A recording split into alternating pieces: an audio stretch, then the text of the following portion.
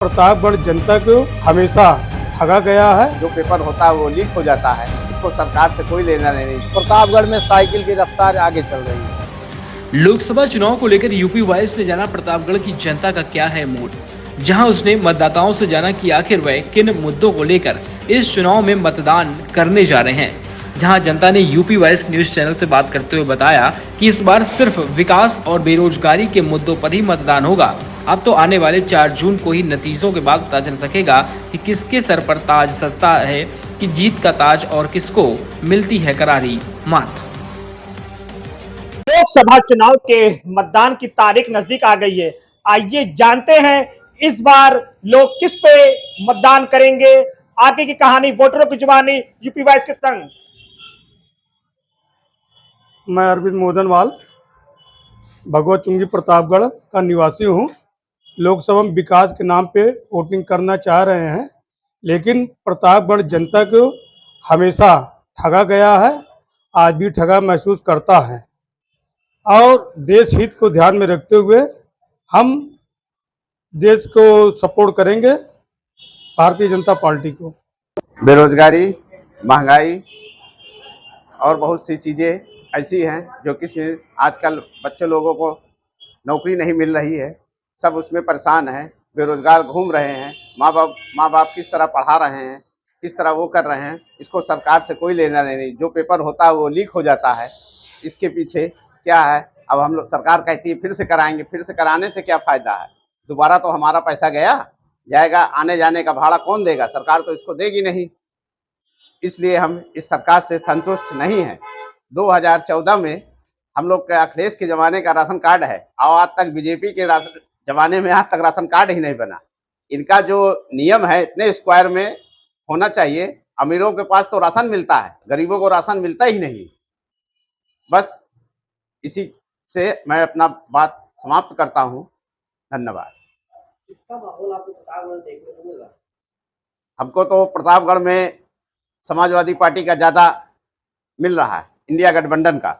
देखिए, प्रतापगढ़ की जनता रोजगार और विकास के नाम पर वोट करने चल रही है।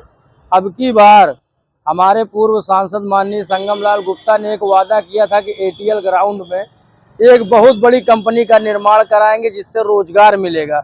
उन्होंने किसी प्रकार का कोई विकास नहीं किया। अब की बार जनता मूड बना चुकी है और पीएसपी सिंह पटेल समाजवादी पार्टी को वोट करने चल रही है और खुले मन से वोट करेगी।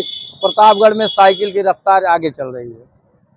प्रतापगढ़ के जो सांसद हैं उन्होंने तो कई विकास के दावे किए कि हमने 4 लेन की कनेक्टिविटी बढ़ा दी है, कई विकास की कई कंपनियां लाई हैं। तो ऐसे में क्या लगता है आपको कि ये दावे अब माननीय सांसद जी से ये पूछा जाए कि उन्होंने 4 लाइन की जो बात की वो कांग्रेस सरकार की 4 लाइन की व्यवस्था थी।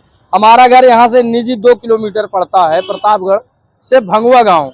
ओवर ब्रिज के लिए 7 सालों से सांसद जी शिलान्यास करते हैं, उद्घाटन करते हैं, आज तक कभी किसी प्रकार का निर्माण नहीं हुआ। ये है इनकी योजना। आसमान पर योजना है, धरातल पर कोई योजना है नहीं। इस बार मतलब पूरा बदलाव का मूड बना? इस बार प्रतापगढ़ की जनता ने, पूरे उत्तर हिंदुस्तान की जनता ने मूड बना लिया है। भाजपा भारतीय जनता पार्टी की सरकार को जाना है यहाँ से और इंडिया गठबंधन की सरकार। माहौल तो भारतीय जनता पार्टी का ही है, कोई टक्कर में है नहीं। माननीय परम आदरणीय प्रधानमंत्री मोदी जी और परम आदरणीय योगी आदित्यनाथ जी उप मुख्यमंत्री और माननीय केशव प्रसाद जी उप मुख्यमंत्री जी, इनके नेतृत्व में उत्तर प्रदेश में 80 की 80 सीट भारतीय जनता पार्टी जीतने जा रही है। और भारतीय आम जनमानस माननीय प्रधानमंत्री जी और प्रदेश सरकार के कार्यों को सराहनीय जानती है कि सराहनीय कार्य है।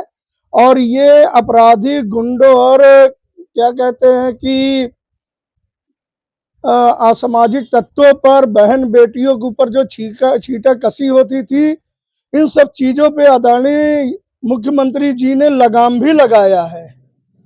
बहन बेटियों के सम्मान के लिए उत्तर प्रदेश की जनता इसका ऋणी है और ऋण उतारेगी भारतीय जनता पार्टी को वोट देकर। ऐसा क्यों लगता है कि समाजवादी पार्टी टक्कर में नहीं है? समाजवादी पार्टी तो साफ साफ कहती है कि इस बार मैं भारी मतों से जीत रहा हूँ और जो मौजूदा सांसद हैं उनको करारी हार मिलेगा।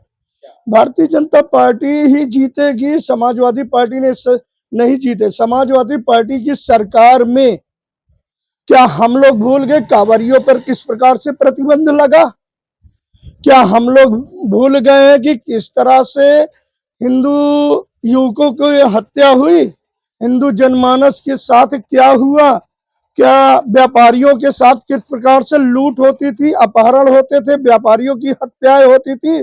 सारे अपराधी तत्व समाजवादी पार्टी की सरकार में खुले रूप से घूम रहे थे और इसका लगाम लगाने का काम केवल भारतीय जनता पार्टी की सरकार, परम आदरणीय प्रधानमंत्री मोदी जी के नेतृत्व में उत्तर प्रदेश सरकार आदरणीय योगी आदित्यनाथ जी और माननीय केशव प्रसाद मौर्य जी के नेतृत्व में ये कार्य हुए हैं इन अपराधियों पर लगाम लगाने का।